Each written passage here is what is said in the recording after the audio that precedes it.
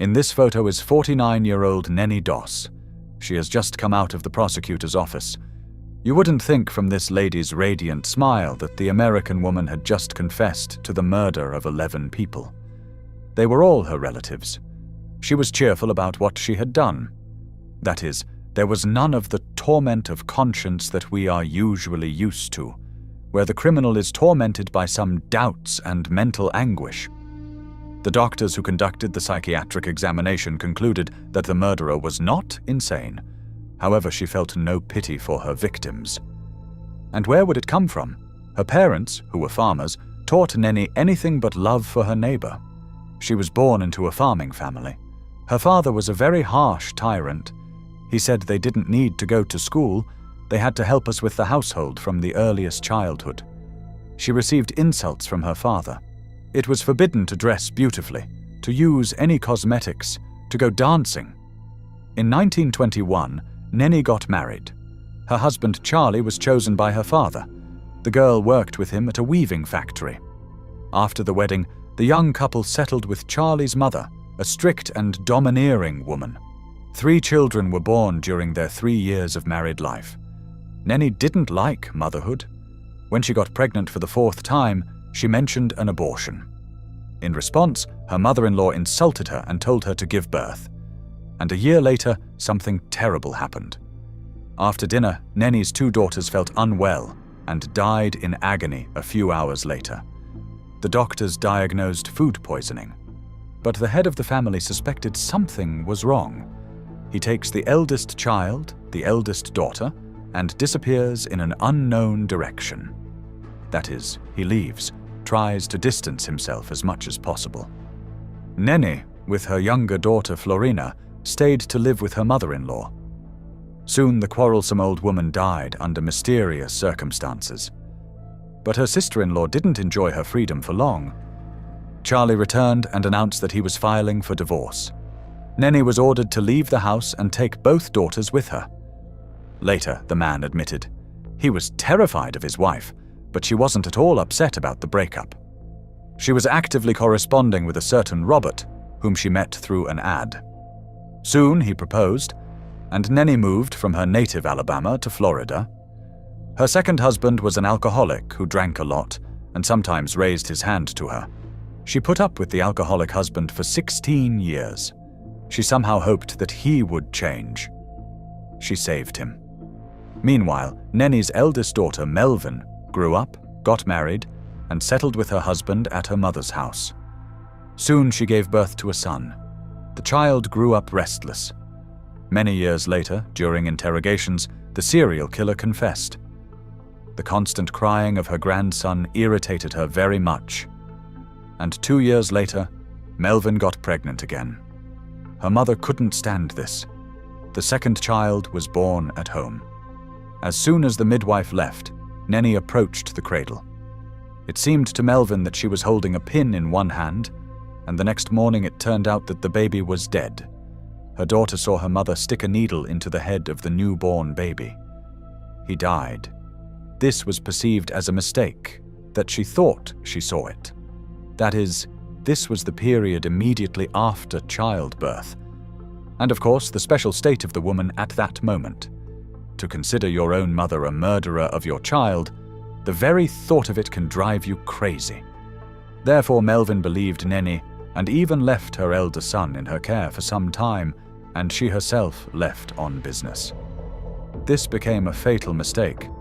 The boy soon died, allegedly suffocated in his sleep, lying face down in the pillow.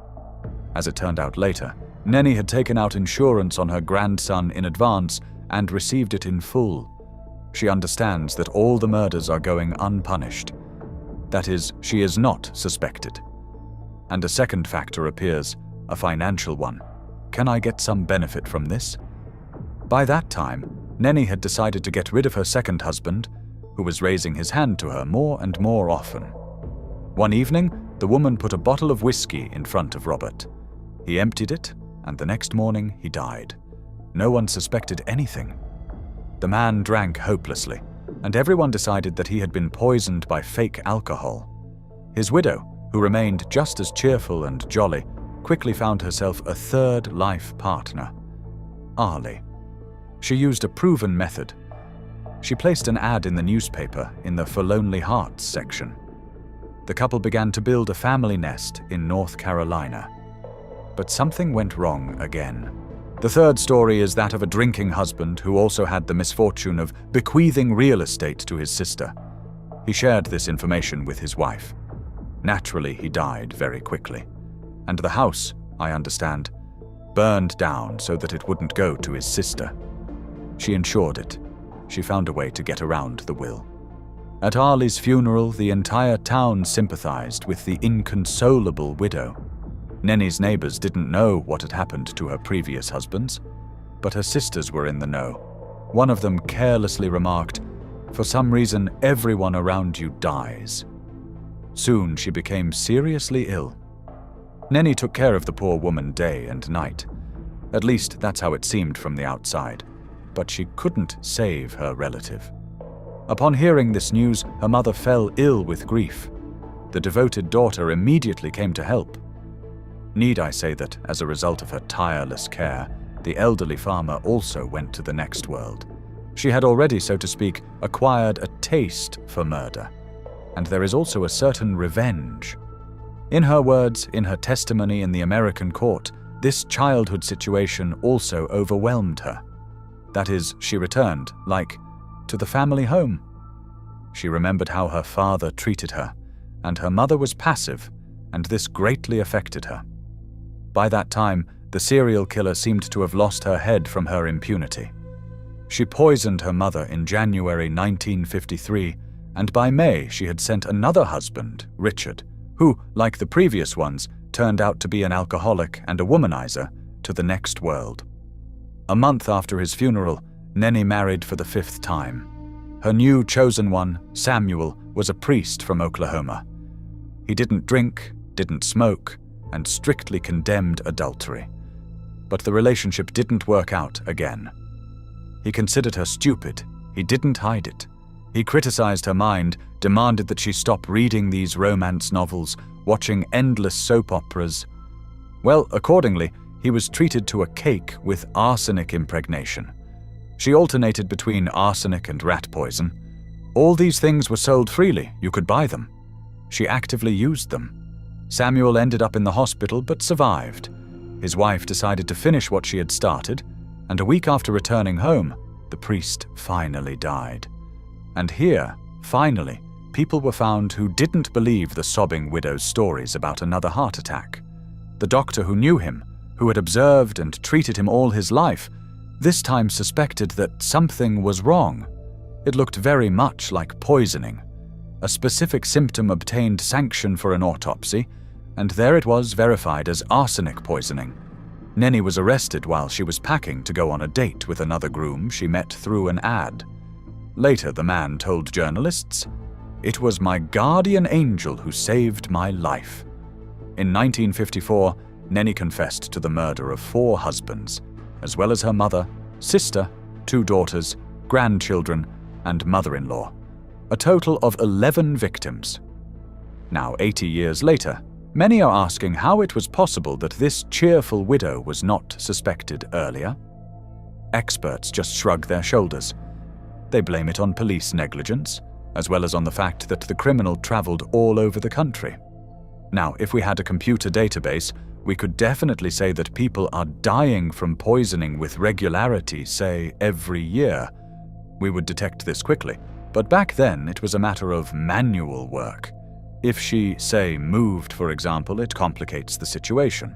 And also, witnesses at the trial said, Neni cried and grieved so naturally after the death of another spouse or relative that the doctors and police undoubtedly believed her and most often did not perform an autopsy on the bodies. The most friendly, smiling woman, very caring, empathetic. No one anywhere was suspicious, although it is very suspicious that husbands and relatives around her die in such a sequence. When Lady Bluebeard confessed to all the murders, she stopped pretending to be inconsolable. On the contrary, she told the investigators with jokes and laughter how she had poisoned another victim's food. She poisoned many of them gradually so that their death would look more natural. Because of this manner of speaking about terrible things with a smile, she was nicknamed the Giggling Grandmother. Later, at the trial, Mrs. Doss came to her senses and tried to explain her behavior by a childhood trauma. Allegedly, at the age of 7, she fell in a train and hit her head hard. Well, in hindsight, all maniacs, all such murderers love to emphasize their unhappy childhood, head injuries. On May 17, 1955, the Oklahoma State Court sentenced the Mary Widow to life imprisonment. 10 years later, she died in a prison hospital from leukemia. Neni never repented of her crimes. On the contrary, she considered herself an unfortunate victim of circumstances. According to the woman, she just wanted to find her love. But the prince on the white horse never appeared, although she diligently cleared the way for him.